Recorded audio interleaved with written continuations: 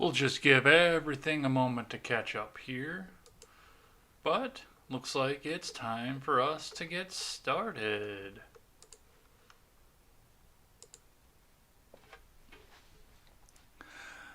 Good morning and welcome to Ed Talk number 7, where it is always morning, even in the afternoon. I am your host, Jay Edgar, and if you are new to the show, or if you'd like to contribute to the show for the first time here, what's going to happen is I'm going to sit and I'm going to talk for about an hour. That's all I'm going to do, just sit here and talk for an hour. For the most part, I would like to spend the majority of the hour taking listener questions, answering the things that you would love to know from me.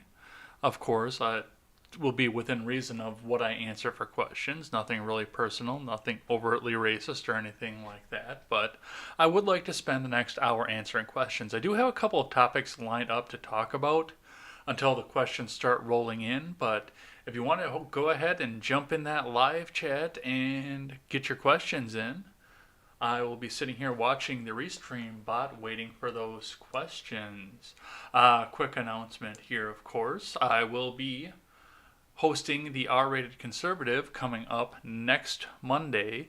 That's going to be at 6:30 p.m. Watch out for that. We're going to have a lot to talk about, including the stupidity of the debates that we just watched coming this past week. So look out for that, of course.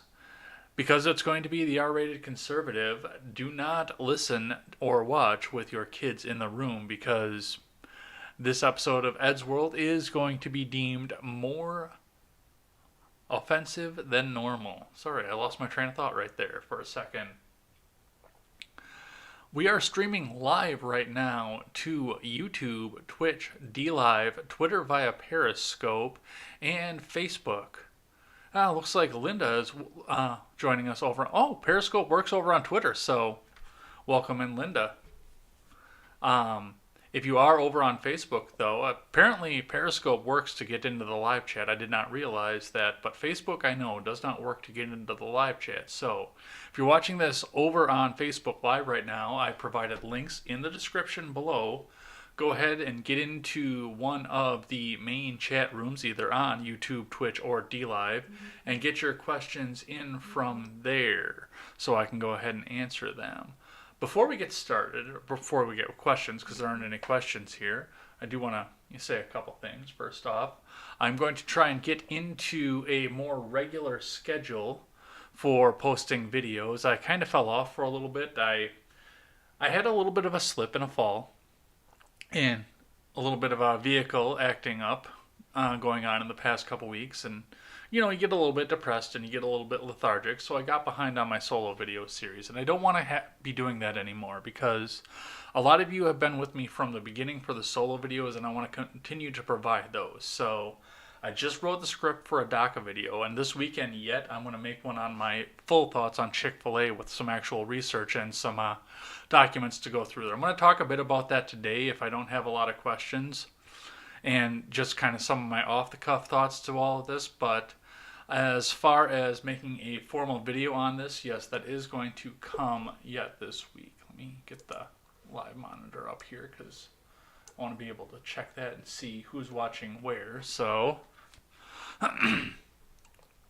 I do want to say too, a lot of you have always seen me drink out of the cup, and it's a Quick Trip cup. Quick Trip is a local chain grocery store around here that does some very excellent food service. This vessel originally carried some iced tea, some Arizona iced tea. It was actually an Arnold Palmer, so that came in here. I've been trying to eat a little bit healthier, not have so much eating out, not so much fast food or everything. But I do want to say how much I enjoy many of these healthy energy drinks that are going out. Usually what's in this cup right now is a can of Bang. I put it in there because unless Bang is going to start paying me, their stuff is not going to show up on my screen. So, yes, I'm going to be that capitalist pig dog.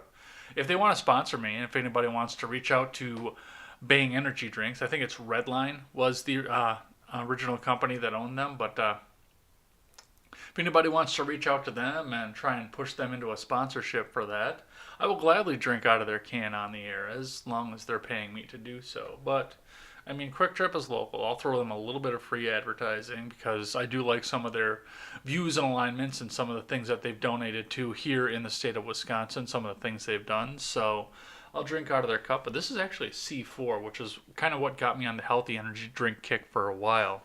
I mean, I drink Zero Ultra Monster forever. And you get to drinking it and there's just no energy there. It's an expensive soda. Unless you are like downing a brownie while you're drinking the thing, there's no energy there whatsoever. You have to legitimately have something for the B vitamins to work with. Otherwise, you're just wasting your money at this point. But, I started doing the C4 and I looked at some of the vitamin list that's on there and I can see too. And like when I drink the C4 or when I drink the Bang, it actually feels like it's done something. I feel like I'm like it's working with what's in my stomach, and I actually get hungry after I drink it too. So, I get the energy. I feel energized. I can stay up. It works. They've got some great flavors, but there's no crash there, and it's a good thing. So, if you want my recommendation for what to do for an energy, and it costs about the same as just your standard Monster. Monster, I think the best thing you can do with that is mix some vodka in there and slam it out at night when you want to get to sleep really early because it'll get you hammered faster and you'll get to bed early, and that's going to be that. So that's my take on that. Let's talk about Generation Z.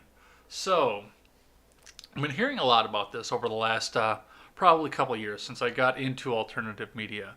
Oh, Generation Z is the most conservative generation ever, period, no matter what, hands down. So I thought about this for a second. There's some good reason to think behind that. I mean, Generation Z has not come to the point where they are actually politically active in anything yet. There are a couple people in Gen Z that are active with this, that are in the discourse and understand what's going on. I've had a couple of them on my show before. You remember Wyatt Birkenhoff. He's been on this show before. He's in Generation Z. He's one of the good ones. And, I mean, you can understand. When I was that age, when I was, 18, 19 years old, at that age, just starting to come into things, there was no way in hell that I was going to be a conservative because those were the evil corporate types, or at least that's what I was taught for my entire life. That those are the evil corporatists. Those are the ones who are just going to try and take everything over, and they're going to be the worst for everything out in the world, and that's going to be that. So that's what I would have been at Generation Z when I was that age. But I mean, we look at Generation Z now, and there are a couple things that we do need to understand. First off, Generation Z is for the most part raised by Generation X, whereas we were for the most part raised by the baby boomers, or at least the very tail end of those. Some of my friends' parents were in Generation X, but for the most part, it was the baby boomers that were raising us. And we look at I guess what the generation is, and I'm not trying to do this on an okay boomer kind of thing. I mean, they gave us some good values, and that's part of the reason that there's been kind of a 50-50 shift into either full entrepreneurship among millennials and full ANCAPism, or full-on socialism, communism, or any of the other dirty. We're kind of at either extreme. There are people in the middle at this point, but they're fewer and further between as we continue to go. So we're a polarized generation, but we're a generation that knows what we believe in. And once again, one of the things that they're going to say for the most part, Blonde on the Belly of the Beast has said it on Beauty and the Beta. Tim Pool loves to talk about this. I've heard Christensen talk about it a little bit here. It's the fact that Generation Z is more conservative than the golden generation, the most conservative generation to date. And I can understand for an extent why that is. And once again, that's going back to the fact that for the most part, the Generation Z is being raised by Generation X, but they're also being raised by my generation, millennials. Some of the olders of us, some of those of us who sat on the line of millennial, are actually bringing up some of Generation Z into it. So there are some things to think about as we go into this. Now, Tim Pool brought up a good point. I was listening to his show not that long ago, and one of the things that he said was the fact that in the situation that we have right now, we have moved beyond safe, legal, and rare for abortion. Now, that's mostly come over the past few years, so that's going to affect more of Generation Alpha than it's going to affect Generation Z.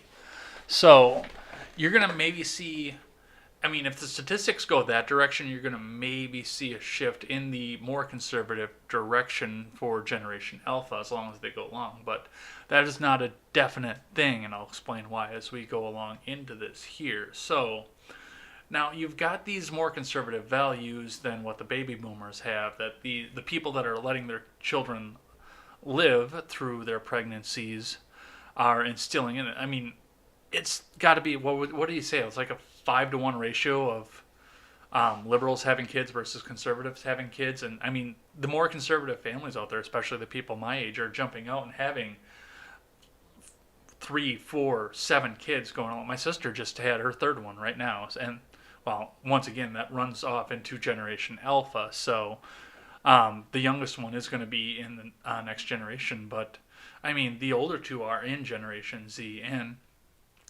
you know, most of the people around her, Ron Helton is here. Be right back. Time to pen the hens. So it must be time to put the kids to bed as we're talking about kids as we go here. So now, once again, there are more people that are having kids that are going to be growing up in Generation Z that are coming from conservative parents, people that didn't believe in abortion, people that believed that if you got pregnant, you just dealt with it. And there's a lot of single motherhood there. And that, too, I think is going to play into a part of that. And that's going to play into the part of we're not maybe going to know where Generation Alpha is going to land politically based on what's going to come up and out of this. Now, what I mean by that, of course, is the fact that, yes, most of Generation Z is going to be raised with a little bit more conservative value, of course. But the other thing that we have to think about is the fact that Generation Alpha is almost exclusively going to be raised under conservative values. And that's just based on the fact that, you know, once again, the younger millennials that decide that they want to wait are waiting and waiting. I mean, I'm 35 and I don't have any kids yet, so they're waiting until their 30s. Some of them are waiting to the point where they're not viable to have children anymore. So they wait so long to have these kids, and then they don't have any kids, and you know, then their time is up, and they wind up being fur parents and have their fur babies, their cats and their dogs, and they don't have anything else along in there. While the conservatives among themselves got married, sometime, well, usually at an older age, sometimes in their late 20s, sometimes into their early 30s, and started popping out 3, 4 kids. So they're taking up some of the slack on the replacement rate, but they're also raising the kids in the conservative values. Now, what was the most important thing for us as millennials, and even the Gen Xers out there that was growing up when we were young? It was important for us to have a counterculture. We wanted to rise up against the man, essentially. We wanted to be that, you know, kind of anarchist, kind of against what our parents were and against what the machine was. And when I was younger, too, the machine was extremely conservative because the conservative movement at the time was a heavily religious kind of Jesus thing. And, you know, the small government was there. And I remember growing up thinking about small government, too. And, you know, that was something that my dad instilled in me. But, I mean, for the most part, the conservative movement was the big business people, the man that was keeping you down, the big government, and which was weird because we had a Democrat president for my entire formative years. But, I mean, that was the man. He was the business owner that the union was fighting against. He was the bad guy. He was the rich kid. I wrote a book called Jimmy the Rich Kid because of the phenomena that was going on with that. Because I looked through the lens of what I was raised up into and the fact that I wanted to be the counter. I didn't want to be the rich kid because coming out of the 80s and even going into the 90s into the boom, the rich kid was the thing to be. That's what, you know, everybody wanted to be. And, you know, for the most part, sometimes we looked at the rich kid aspect of that and we saw immorality out of it. And that was, again, for a point for what we were raised to. Now, excuse me for a second. Now, as we're growing older here, we're looking at the fact that because of the fact that we were counter to the conservative movement here, so much of my generation has become severely leftist to the point of communistic. And I see it on social media all the time. I've been accosted by people who were anti-authoritarian in high school, who were the, excuse my language, the dirty weed smoking hippies in high school in a time when, being conservative and everything meant being the clean cut, don't touch drugs, don't touch alcohol types.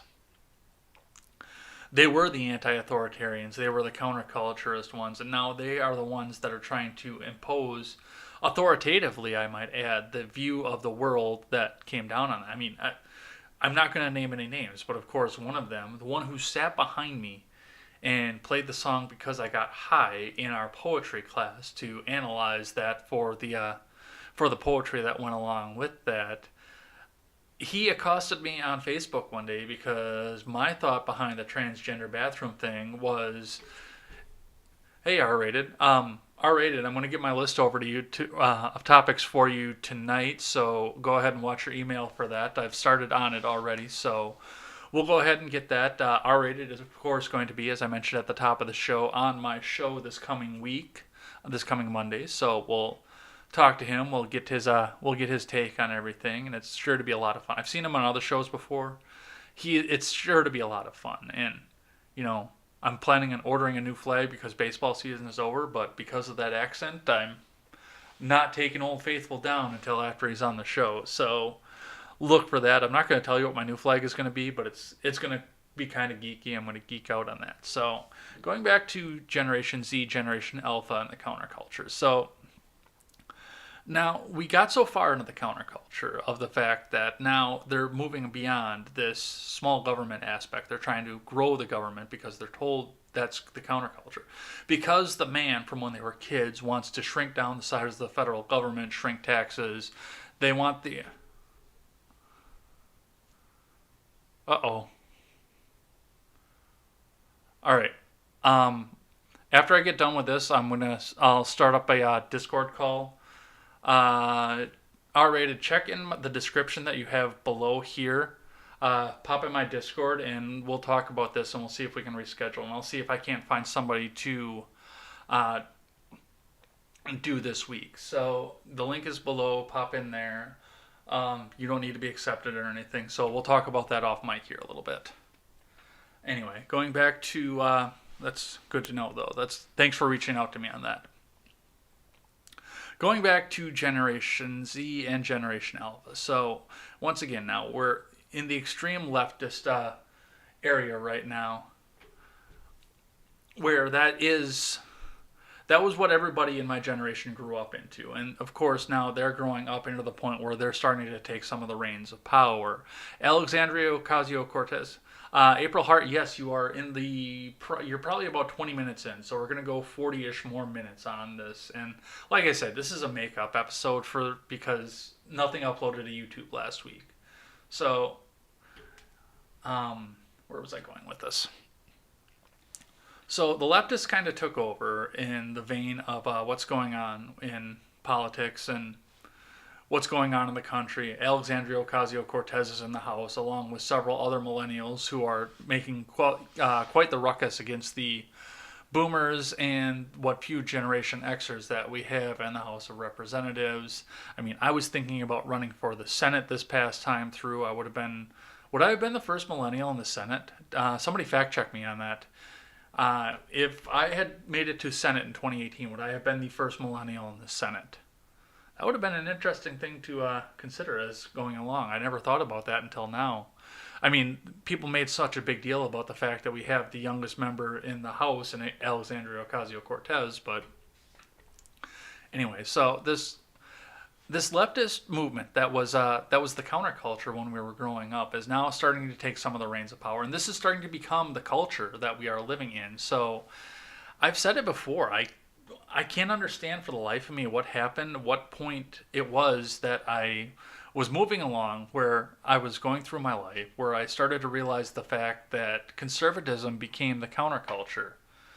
And you look at it on social media, especially the big tech companies out there, and I'm not talking about like the Gabs or the Mineses or anything like that. I'm talking about going straight on to Facebook, YouTube, Twitter, the big gatekeepers out there, and they're going at, because I mean the conservatives out there have the wrong train of thought. They don't want those opinions out there, and these libertarian Gen Xers out there who started up these companies, and even the libertarian millennials out there who started up these companies, don't want the culture that was the counterculture when they were younger to have access to all of this. Because, I mean, when you grow up in the era where Bush is taking over everything and bombing everything in sight, of course the conservative culture is going to be the counterculture, or the main culture. That's going to be the man. That's going to be everything. So now we've become a counterculture. No, I don't think conservative has always been the counterculture, because that used to be the man when we were younger. H.W. Bush, Reagan, W. Bush, many of the House of Representatives members, they were the man. And conservatism was considered with big business at the time too. So I mean, that was the man. We wanted the man to be down. Small government has always been the counterculture. I'll give you that. Because of course it's the government's nature to grow. It's just like any other business. It's your nature to just grow and grow and grow and grow. So that's going to be something that's going to be counter to everything. I mean, anarchy, no matter what, has always been the counterculture, no matter which side is in power. But the left was liberal at the time, and it was. I don't know about that.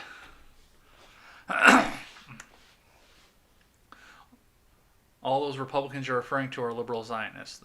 Well, I mean, there's been a sort of a level of a switch of parties that's gone on over the last few years too. Not necessarily on some of the big topics. I mean, the Jesus thing is always going to be something that's going to be on the right no matter what, and the government as the state is always going to be something that's going to be on the left. That's just facts. But I mean, yeah, I mean, anarchy was associated with the liberalism at the time. It was liberal. It wasn't left wing. It was actual liberal at the time. So I mean, these people were the counterculture at the time, and now they are taking over the culture. So now the conservatism is becoming the culture. So now from that, where we're going with that is we're going to go back now to Generation Z and Generation Alpha. So Generation Z is kind of half and half between being raised by Gen Xers who were the big money guys in the 80s and the 90s, who were, you know, the tech bubble types, the banking bubble types, the people who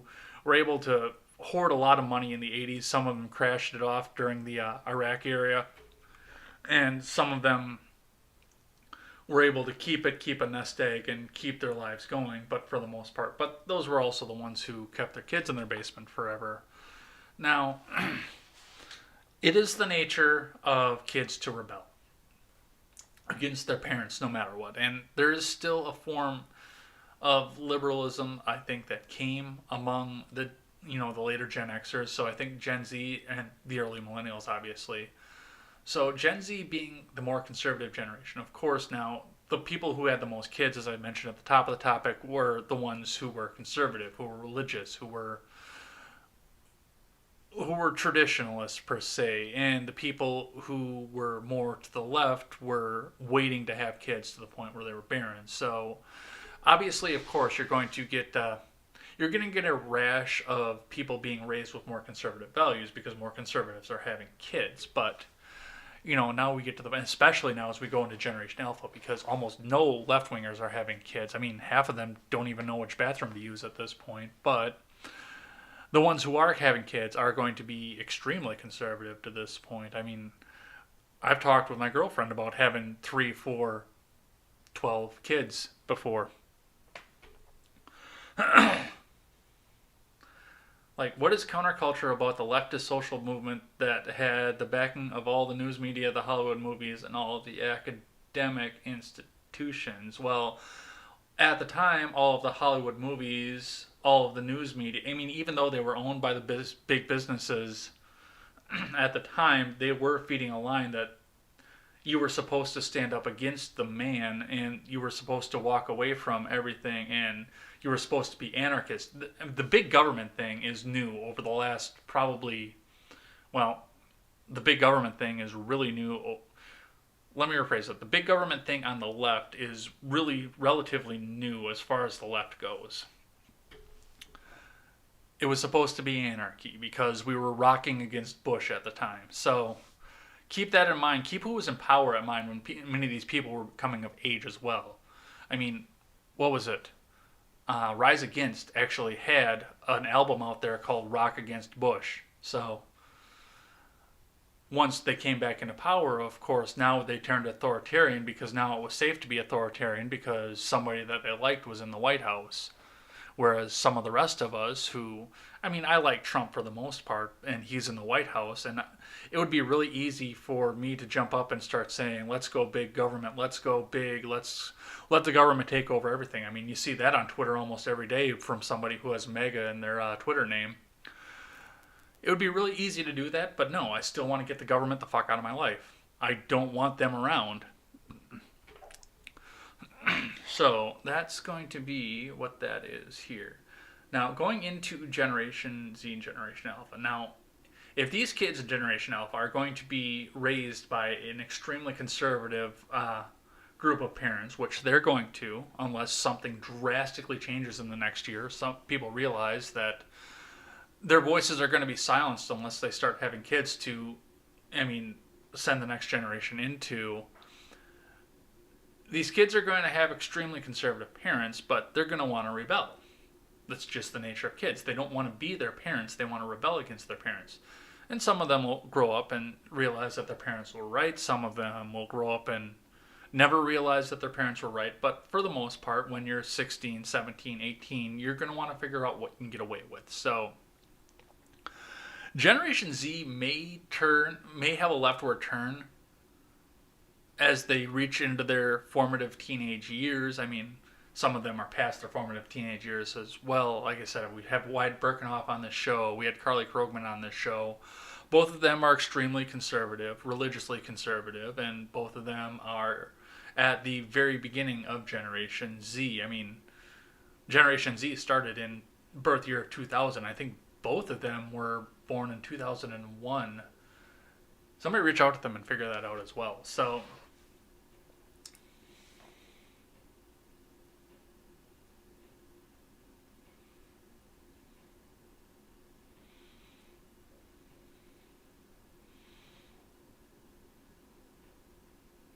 the nature of kids isn't to rebel. The thing is the authority figure in kids' lives was replaced. It wasn't the parents anymore for the counterculture period you're talking about earlier. It was the movies, the Marxist teachers.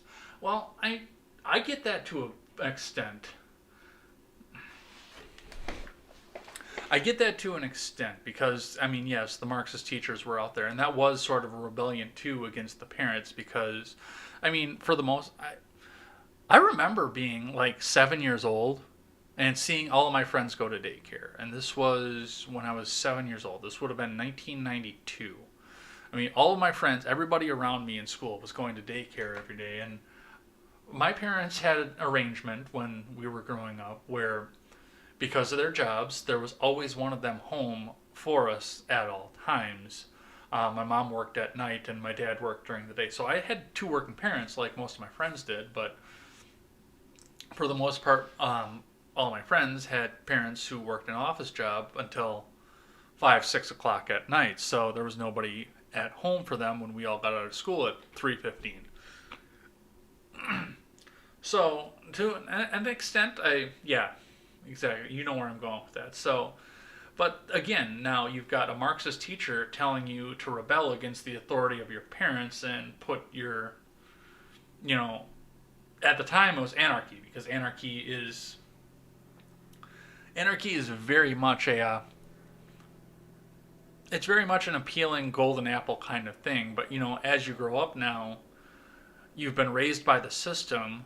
So anarchy turns into, the system took care of me when I was a kid and my parents didn't take care of me. So, yeah, that did play a part into it, the daycare thing, exactly. I remember wondering, too, why I never went to daycare. I remember asking my parents one day, I'm like, little Jimmy, little Johnny, little Jake all went to daycare. Why am I not going to daycare? What is this? What am I doing with this? And I got that explained to me very, very young about what that was. And now that I look back at that, I'm not a huge fan of the fact that that was. Kids don't repel, kids fall in line under an authority figure and imitate them. That's what I think. Those Marxist teachers are either CIA plants or a bunch of bitter pseudo-elitist tools. I'm going to lean more towards the second. I'm not going to have that much tinfoil to say CIA plants, although I could see it. I could understand that. I absolutely see where you could come from with that. It's not completely outside the realm of possibility, given the fact that the government's nature is to grow, and you need these kids to help you grow. Yeah, that might be a bigger city thing, though, too.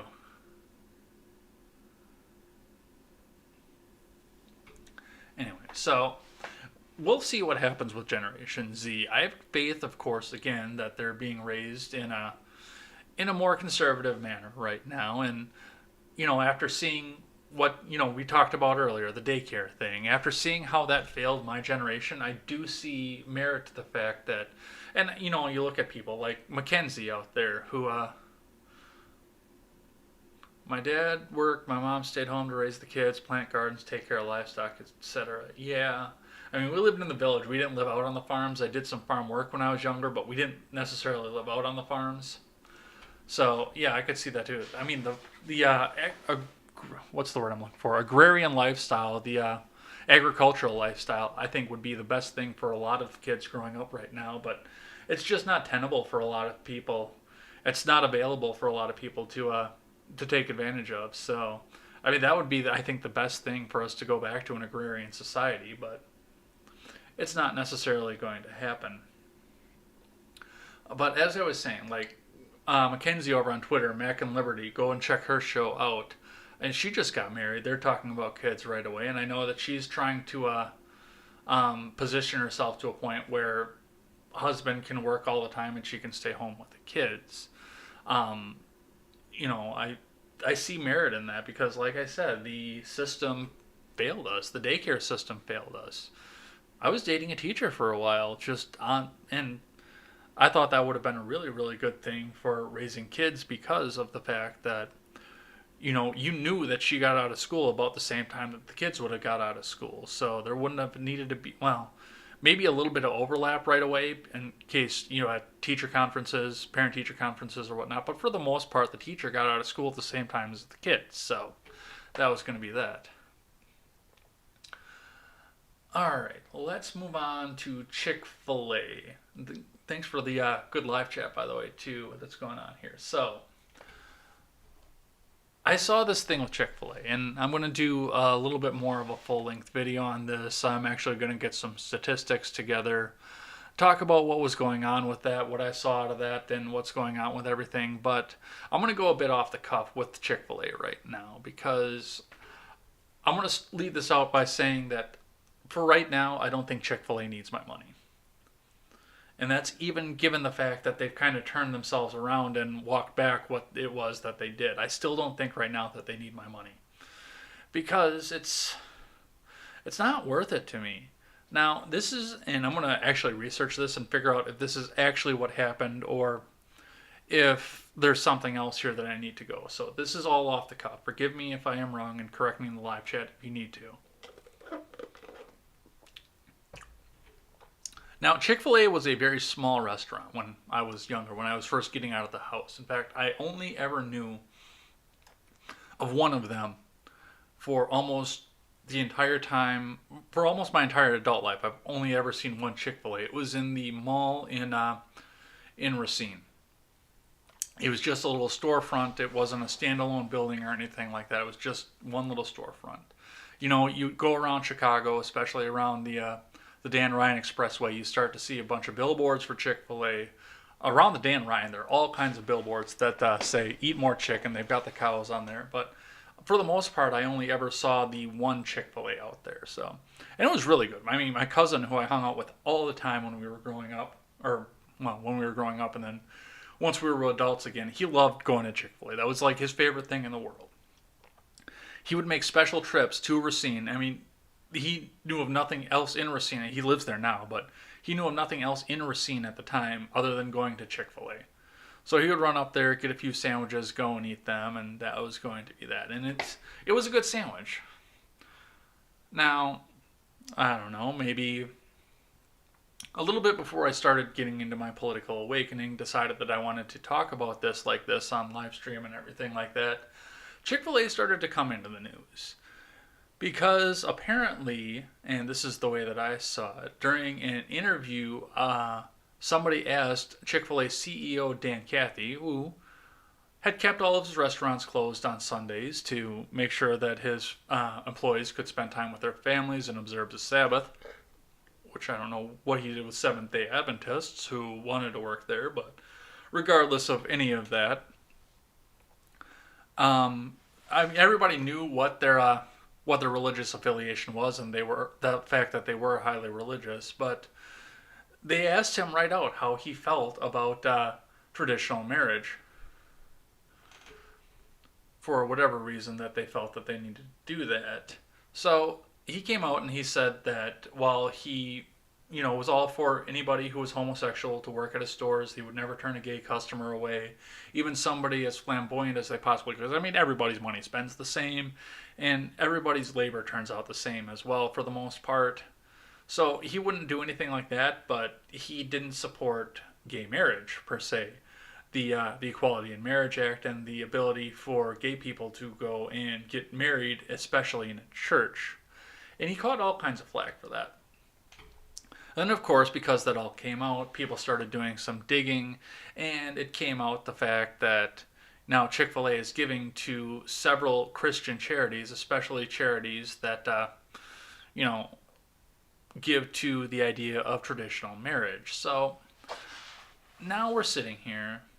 Now everybody hates Chick-fil-A because this has gone from the CEO and owner saying that he doesn't believe that gays should be able to get married to the entire restaurant chain maliciously goes out and puts money and does gay conversion therapy in their basements and wants to enforce Christianity down all of our throats, and every chicken sandwich is imbued with the Holy Spirit, and they're giving billions of dollars to the government to try and make gay conversion therapy the law. And I've heard all kinds of stories about Chick-fil-A.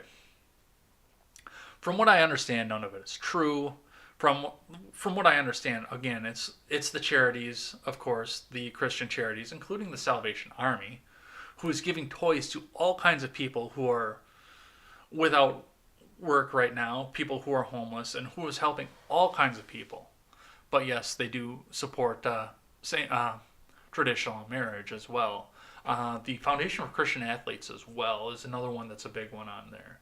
But, I mean, there's nothing about gay conversion therapy. This is the cake baking thing all over again, and it's stupidity. From my understanding, and again, I want to do some research and see if I'm actually wrong on this or not, there was never a press release out there that said that Chick-fil-A was specifically, they never made a press release to say we are only going to give to charities that support traditional marriage. For the most part, I think they were doing this all in the background, and somebody went out and did some digging and found it there. Tina Eats Toast asked if I suck foreheads. I do not. That's a very strange question to ask, but no, I absolutely do not suck foreheads. So, this is kind of where I got upset with this, because, again, like I say, what a company and what heads of the board do with their own money, I could give a fuck about. I just want to eat a chicken sandwich. And that is probably one of the better chicken sandwiches. I mean, think of all the sauce that they give you. They just... Yeah, smash the monopolies. There you go. Counterculture. Smash the monopolies. Break up big tech. Actually, I don't care if you break up big tech or not, because they have a right to earn however much money they want to. Anyway. So, Chick-fil-A is, they're giving to these charities, but somebody had to go digging to find out about this. And again, the CEO, I don't care what they do. They can do whatever they want with their own money, as long as they're paying their employees well, as long as they're treating their employees well, and, for the most part, as long as they're not, advertising stupidly. In my Discord server, I brought up the Burger King thing. I'll talk about that in a second here. of why I stopped eating at Burger King for a lot of that same reason. So now Chick-fil-A came out and they actually made a big press conference about the fact that they are going to stop donating to many of these charities. I looked at that. Now a lot of people got pissed off about the fact that, well, they're bending the knee. They're not going to be this Christian organization anymore. They're giving up into the leftist outrage mob, and now the leftist outrage mob is going to try and move them to the left. And I understand that. I believe that's actually true as well. I think the leftist outrage mob is sensing the weakness in them, and they're going to try and push them even further. Try and get them to be open on Sundays. Trying to get them to denounce Christianity. It's never going to be enough for the left. I don't care about that. Here's what bothers me about all of this. They made a press conference about it. Now, they could have just silently stopped giving to these charities, and I wouldn't have cared. In fact, if some right-wing MAGA group came out there and had to go start digging into Chick-fil-A's finances to find out the fact that they stopped giving to these charities, a lot of people would be pissed and stop eating at Chick-fil-A. I wouldn't care. If they just stopped giving to these charities and hadn't said a word about it, and half of Twitter brought it out and said Chick-fil-A bent the knee, they stopped doing this because they went through and started digging through all their finances, I would still eat at Chick-fil-A. I would still say that they've earned my money because they treat their employees very well. They're doing whatever the hell they want with the money that they earn. That's profit, and it's good food. It's really good food. That's the biggest thing for me out of that is the fact that it's good food.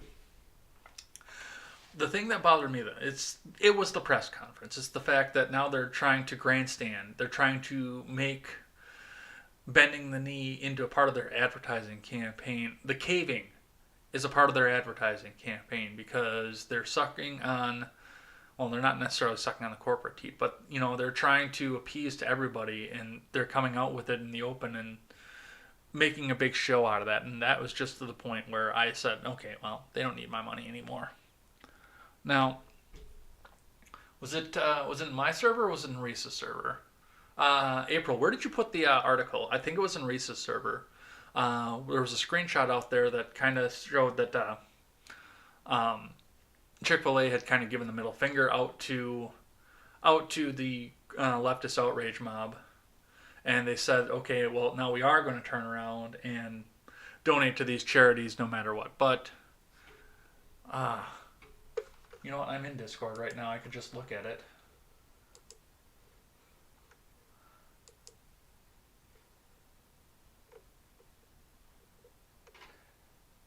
Oh, it wasn't you. It was Dirt Flakes. Chick-fil-A backtracks and won't pledge to end donations to anti-LGBT charities. But... and that was in the channel of channels over there on Discord. The link should still be up in my Discord if you want to get into mine and go ahead and hop on over there and get into that conversation. Apologize, April. That was somebody else that put that article up there, and it was a screenshot, of course. And the original poster on there said it was the same energy as PewDiePie, of course, because PewDiePie had decided to donate to something that people didn't care for. Yeah, okay. You heard about Chick-fil-A reversing their decision, but only knew about it through the Twitter grapevine. The person who posted the screenshot over, it was from Pink News over in the Discord server, said that it was the same energy of PewDiePie, and it absolutely was not. I'm sorry to say that a large part of Chick-fil-A's fan base decided that they were not going to eat at Chick-fil-A anymore. That they were going to go somewhere else to eat, that they didn't want to put their money into it. Kind of like I did, but for different reasons. That they decided that they didn't want to be there. So they decided that they were going to bend to the other outrage mob, and they're going to make another big advertising campaign out of it. And once again, because they're making such a big deal out of what it is that they're doing out of there, to me, they still don't need my money. I still don't want to go and eat at Chick-fil-A right now, just based on the fact that they're making a big deal out of what is essentially absolutely nothing.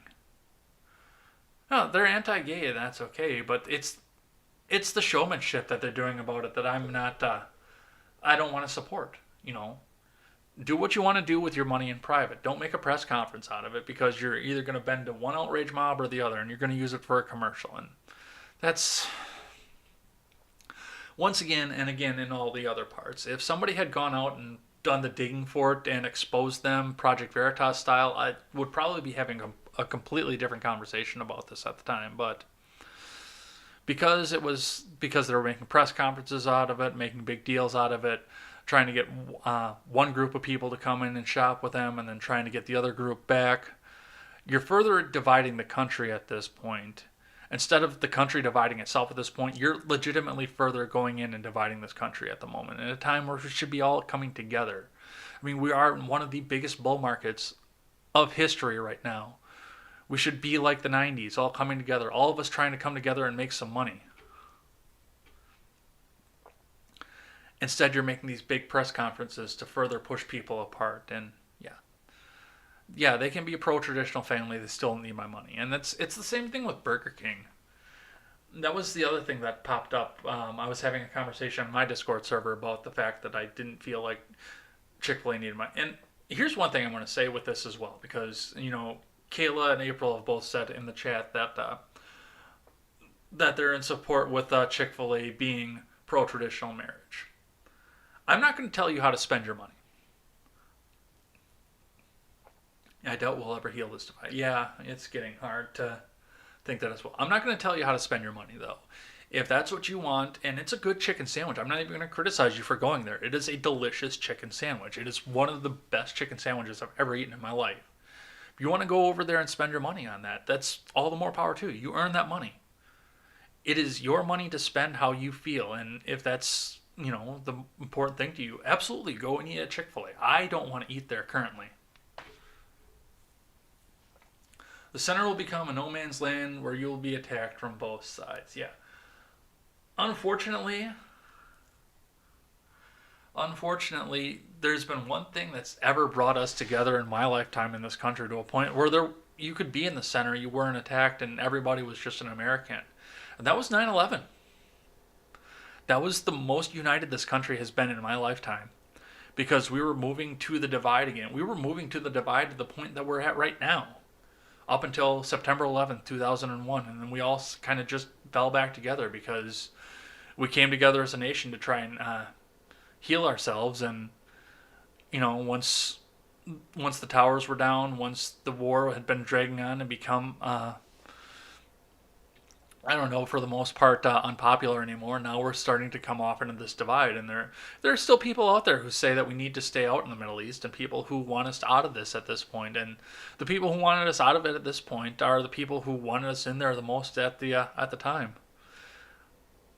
I can attest to that. I'm one of them. I thought it was a good idea at the time, and now I'm looking at myself and looking at what happened and what's happened in the last 20 years. I'm like, wow, I was an idiot.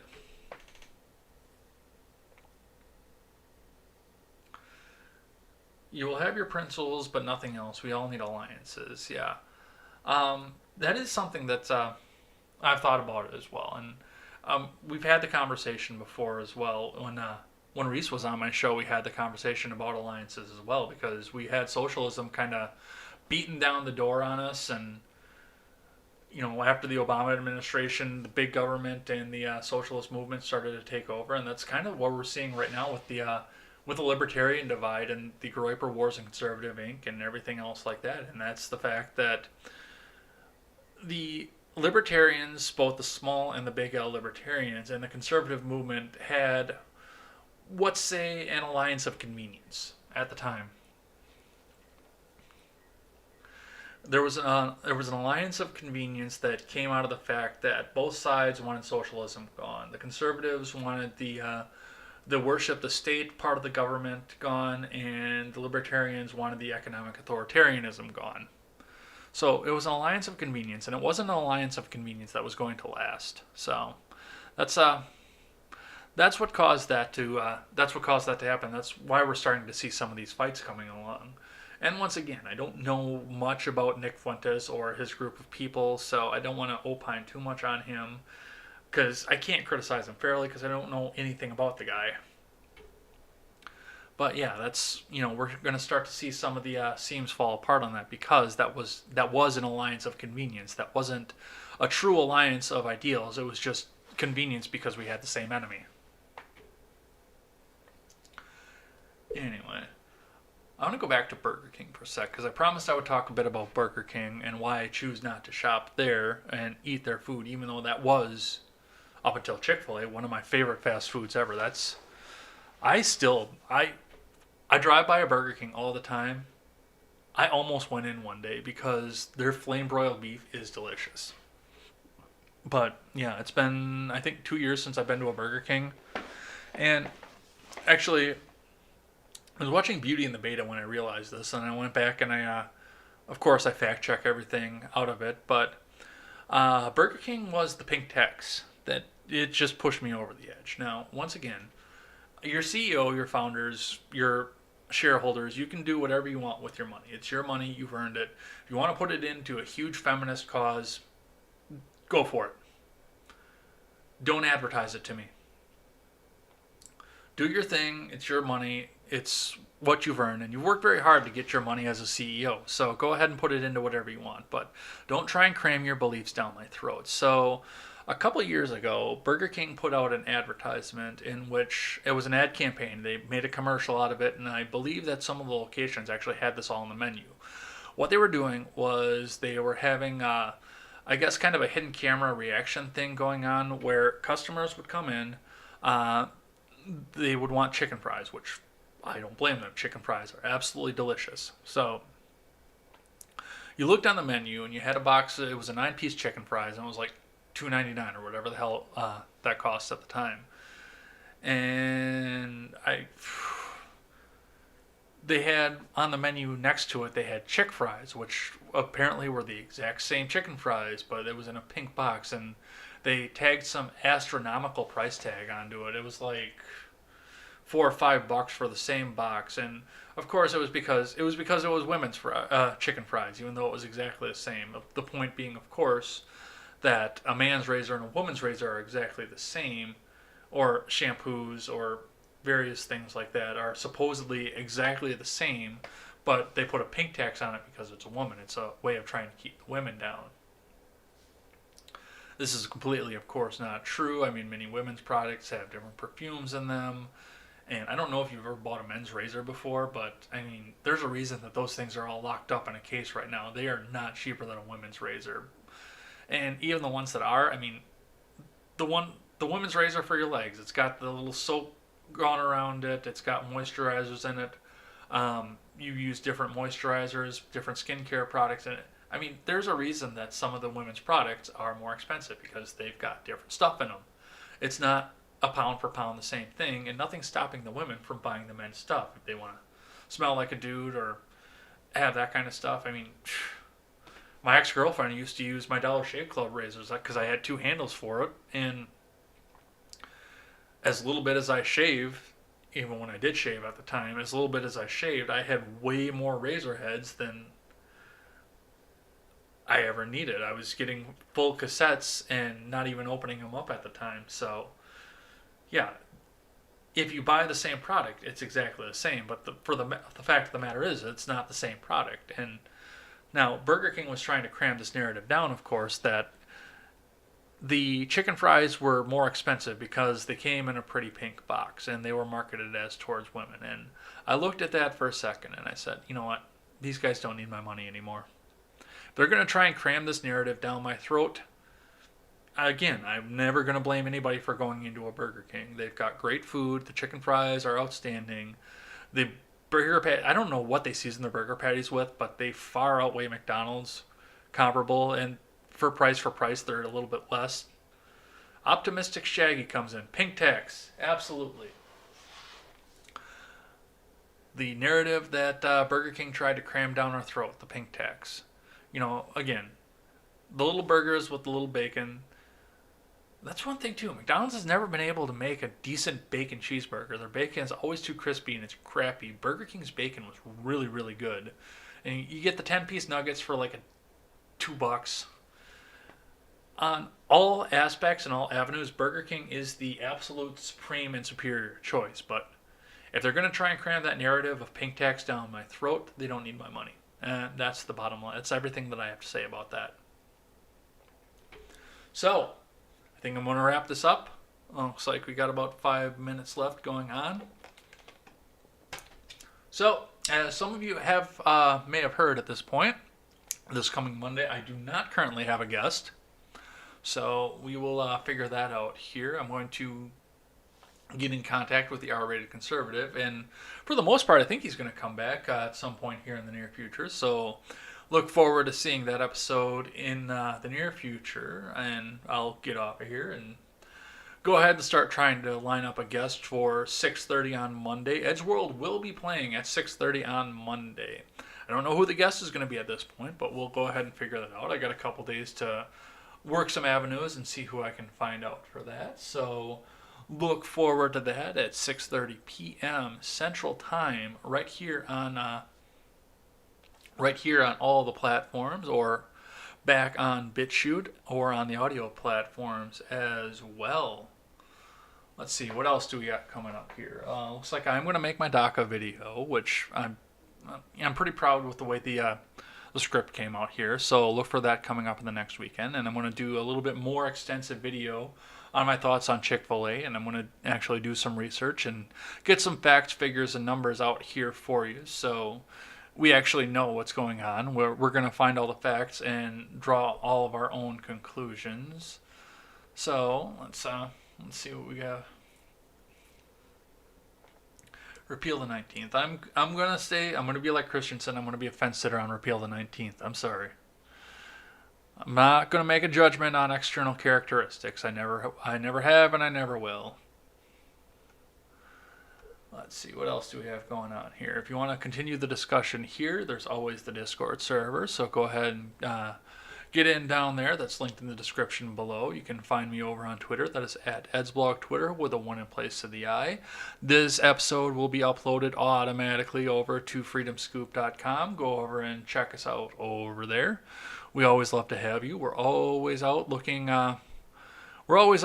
for new writers over there. So if you think you got the clout to be a writer for a free speech platform, go ahead and reach out to me, or reach out to Jake over there at Freedom Scoop, and we'll see if we can get you up with a topic that we want you to write about, see what your chops are, and see if we can't get you over to the website. While you're over there on that website checking us out, check out the merch store that we have over there. We've got some great coffee cups. We've got some great t-shirts over there you can go over and buy. And as always, you can use that promo code JEdgar at checkout for an extra 15% off everything that you buy. As we always say on every one of my shows, never take the words of bloggers, podcasters, or journalists as gospel, because we make mistakes and we look at things through our biases. And even as we try to be objective, sometimes we do have biases. So make sure you go out there and find all the facts and draw your own conclusions, because that's the most important part. That's something that I've been trying to get all of you to do for almost 2 years on YouTube right now. I can't believe it's creeping up on my second anniversary already. Everybody, take care. Enjoy your Saturday night.